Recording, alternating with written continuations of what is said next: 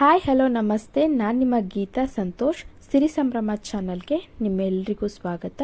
ನಾನಿವತ್ತಿನ ರೆಸಿಪಿಯಲ್ಲಿ ತುಂಬಾ ಡಿಫ್ರೆಂಟಾಗಿ ಹಾಗೆ ಸಿಂಪಲ್ಲಾಗಿ ಬದನೆಕಾಯಿ ಕರಿ ಹೇಗೆ ಮಾಡೋದು ಅಂತ ತೋರಿಸ್ತಾ ಇದ್ದೀನಿ.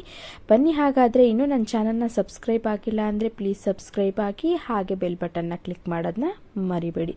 ಬನ್ನಿ, ಹಾಗಾದರೆ ಇವತ್ತಿನ ವಿಡಿಯೋದಲ್ಲಿ ಬದನೆಕಾಯಿ ಕರಿ ಹೇಗೆ ಮಾಡೋದು ಅಂತ ಸಿಂಪಲ್ಲಾಗಿ ತುಂಬ ಕಡಿಮೆ ಸಮಯದಲ್ಲಿ ಹೇಗೆ ಮಾಡೋದು ಅಂತ ನೋಡೋಣ.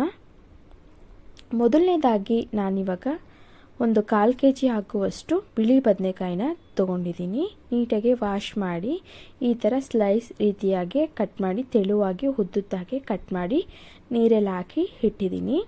ನೋಡಿ, ಈ ರೀತಿಯಾಗಿ ತೆಳುವಾಗಿರಬೇಕು, ಉದ್ದುದ್ದಾಗೆ ಕಟ್ ಮಾಡಿ ಇಟ್ಕೊಂಡಿದ್ದೀನಿ. ನೀರಲ್ಲಿ ಹಾಕಿ ಇಡೋಣ ಮೊದಲನೇದಾಗಿ, ಇಲ್ಲಾಂದರೆ ಕಪ್ಪುಗಾಗ್ಬಿಡುತ್ತೆ. ನೆಕ್ಸ್ಟ್ ಇದಕ್ಕೆ ಒಂದು ಮಸಾಲೆನ ರೆಡಿ ಮಾಡ್ಕೊಳ್ಳೋಣ. ಒಂದು ಮಿಕ್ಸಿ ಜಾರ್ನ ಇಟ್ಕೊಂಡು 1-2 ಟೊಮೊಟೊನ ಸೇರಿಸ್ತಾ ಇದ್ದೀನಿ, ಮೀಡಿಯಮ್ದು. ಹಾಗೆ ನೆಕ್ಸ್ಟು ಮೀಡಿಯಮ್ ಸೈಜ್ದು 1 ಗೆಡ್ಡೆ ಆಗುವಷ್ಟು ಈರುಳ್ಳಿ, ಹಾಗೆ ಒಂದು 5 ಪೀಸ್ ಆಗುವಷ್ಟು ಬೆಳ್ಳುಳ್ಳಿ, ಹಾಗೆ ಒಂದು 2 ಸ್ಪೂನ್ ಆಗುವಷ್ಟು ಬೇಬಿ ಗೋಡಂಬಿನ ಸೇರಿಸ್ತಾ ಇದ್ದೀನಿ. ಬೇಬಿ ಗೋಡಂಬಿ ಹಾಕೋದ್ರಿಂದ ಟೇಸ್ಟು ತುಂಬಾ ಚೆನ್ನಾಗಿ ಬರುತ್ತೆ. ನೆಕ್ಸ್ಟು ನೋಡಿ, ಈ ರೀತಿಯಾಗಿ ನಾನು ನುಣ್ಣಗೆ ರುಬ್ಬಿಟ್ಕೊಂಡಿದ್ದೀನಿ. ಇಷ್ಟ ಆದರೆ ಸಾಕು, ನುಣ್ಣಗಿದ್ರೆ ಸಾಕು. ನೆಕ್ಸ್ಟು ಒಂದು ಪ್ಯಾನ್ನ ಬಿಸಿಗಿಟ್ಕೊಂಡು ಒಂದು 3-4 ಸ್ಪೂನ್ ಆಗುವಷ್ಟು ಆಯಿಲ್ನ ಸೇರಿಸ್ತಾ ಇದ್ದೀನಿ. ಆಯಿಲು ಚೆನ್ನಾಗಿ ಬಿಸಿಯಾಗಿದ್ದಾದಮೇಲೆ ಒಂದು 1/4 ಸ್ಪೂನ್ ಆಗುವಷ್ಟು ಸಾಸಿವೆನ ಸೇರಿಸೋಣ. ನೆಕ್ಸ್ಟು ಸ್ವಲ್ಪ ಕರಿಬೇವು ಸೇರಿಸಿ ಚೆನ್ನಾಗಿ ಫ್ರೈ ಮಾಡ್ಕೊಂಡಿದ್ದಾದಮೇಲೆ ಒಂದು ಮೀಡಿಯಮ್ ಸೈಜ್ದು 1 ಗೆಡ್ಡೆ ಈರುಳ್ಳಿನ ಸಣ್ಣದಾಗಿ ಕಟ್ ಮಾಡಿ ಸೇರಿಸ್ಕೊತಾ ಇದ್ದೀನಿ. ಚೆನ್ನಾಗಿ ಹಸಿ ಸ್ಮೆಲ್ ಹೋಗೋವರೆಗೂ ಫ್ರೈ ಮಾಡ್ಕೊಳ್ಳೋಣ. ಈ ರೀತಿಯಾಗಿ ಗೋಲ್ಡನ್ ಬ್ರೌನ್ ಬರಬೇಕು, ಅಲ್ಲಿವರೆಗೂ ಚೆನ್ನಾಗಿ ಫ್ರೈ ಮಾಡ್ಕೊಂಡಿದ್ದಾದಮೇಲೆ ಆಗಲೇ ನೀರಲ್ಲಿ ಹಾಕಿಟ್ಟಿದ್ವಲ್ಲ ಬದನೆಕಾಯಿನ ಎಲ್ಲನೂ ನೀರಿಂದ ತೆಗೆದು ಸೇರಿಸೋಣ. ಸೇರಿಸಿ ಚೆನ್ನಾಗಿ ಎಲ್ಲನೂ ಹಸಿ ಸ್ಮೆಲ್ ಹೋಗಬೇಕು ಬದನೆಕಾಯಿದು, ಅಲ್ಲಿವರೆಗೂ ಸ್ವಲ್ಪ ಎಣ್ಣೆಲೆನೇ ಚೆನ್ನಾಗಿ ಫ್ರೈ ಮಾಡ್ಕೊಳ್ಳೋಣ. ನೋಡಿ, ಈ ರೀತಿಯಾಗಿ ಸಣ್ಣದಾಗಿ ಕಟ್ ಮಾಡಿಕೊಂಡ್ರೆ ಟೇಸ್ಟೂ ಕೂಡ ಚೆನ್ನಾಗಿ ಬರುತ್ತೆ, ಹಾಗೆ ಬದನೆಕಾಯಿ ಬೇಗನೆ ಬೇಯುತ್ತೆ. ನೆಕ್ಸ್ಟು ಅದಕ್ಕೆ ನಾನು ಸ್ವಲ್ಪ ಅರಿಶಿಣದ ಪುಡಿ 1/4 ಸ್ಪೂನ್ ಆಗುವಷ್ಟು, ಹಾಗೆ ರುಚಿಗೆ ತಕ್ಕಷ್ಟು ಉಪ್ಪನ್ನು ಸಹ ಸೇರಿಸಿ ಚೆನ್ನಾಗಿ ಫ್ರೈ ಮಾಡ್ಕೊತಾ ಇದ್ದೀನಿ. ಜಾಸ್ತಿ ಫ್ರೈ ಮಾಡ್ಕೊಳ್ಳೋದಕ್ಕೆ ಹೋಗಬೇಡಿ, ಸ್ವಲ್ಪ ಹಸಿ ಹಾಗೆ ಇರಬೇಕು. ಹಾಗೆ ನೆಕ್ಸ್ಟು ಆಗಲೇ ರುಬ್ಬಿಟ್ಕೊಂಡಿರುವಂತಹ ಮಸಾಲೆನೂ ಸೇರಿಸಿ ಚೆನ್ನಾಗಿ ಫ್ರೈ ಮಾಡ್ಕೊಳ್ಳೋಣ. ನೀರು ಹಾಕೋದಕ್ಕೆ ಹೋಗಬೇಡಿ. ಮೊದಲನೇದಾಗಿ ನೀರು ಹಾಕೋದು ಬೇಡ, ಸ್ವಲ್ಪ ಹಾಗೇ ಫ್ರೈ ಮಾಡ್ಕೊಳ್ಳೋಣ.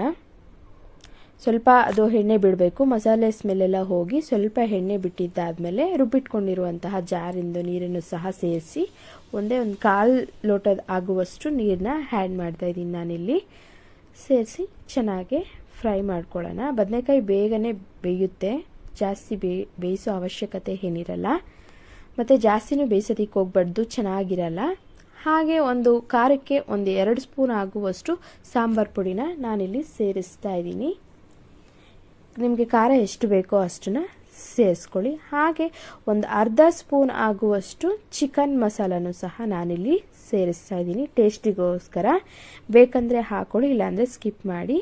ಸೇರಿಸಿ ಚೆನ್ನಾಗಿ ಒಂದು 5 ನಿಮಿಷಗಳ ಕಾಲ ಸ್ವಲ್ಪ ಹಸಿ ಸ್ಮೆಲ್ ಹೋಗಬೇಕು, ಅಲ್ಲಿವರೆಗೂ ಮಸಾಲೆದು ಚೆನ್ನಾಗಿ ತಿರುಗಿಸ್ಕೊಳ್ಳೋಣ. ನೋಡಿ, ಸೂಪರಾಗಿ ಕಲರು ಅಷ್ಟೇ ತುಂಬಾ ಚೆನ್ನಾಗಿ ಬರ್ತಿದೆ, ಘಮನೂ ಅಷ್ಟೇ ತುಂಬಾ ಟೇಸ್ಟಿಯಾಗಿ ಬದನೆಕಾಯಿ ಕರಿ, ಹೋಟೆಲ್ ಸ್ಟೈಲಲ್ಲಿ ಮಾಡುವಂತಹ ಬದನೆಕಾಯಿ ಕರಿ ಸೂಪರಾಗಿ ರೆಡಿ ಆಗ್ತಿದೆ. ಸ್ವಲ್ಪ ಹಸಿ ಸ್ಮೆಲ್ ಹೋಗಿ ಎಣ್ಣೆ ಬಿಟ್ಕೊಳ್ಳಿ ಅಂತ ಒಂದು 5 ನಿಮಿಷಗಳ ಕಾಲ ಮುಚ್ಚಿಡೋಣ ಲೋ ಫ್ಲೇಮಲ್ಲಿಟ್ಟು. ಒಂದು 5 ನಿಮಿಷ ಆದಮೇಲೆ ನೋಡಿ, ನಾನಿವಾಗ ಓಪನ್ ಮಾಡಿ ತೋರಿಸ್ತಾ ಇದ್ದೀನಿ.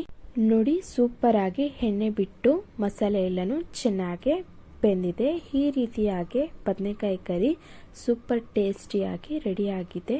ದೋಸೆ, ರೊಟ್ಟಿ, ಚಪಾತಿಗೆ ಎಲ್ಲನೂ ಸೂಪರಾದ ಕಾಂಬಿನೇಷನ್. ನೀವು ಒಮ್ಮೆ ಈ ರೀತಿಯಾಗಿ ಟ್ರೈ ಮಾಡಿ ಬದನೆಕಾಯಿ ಕರಿ.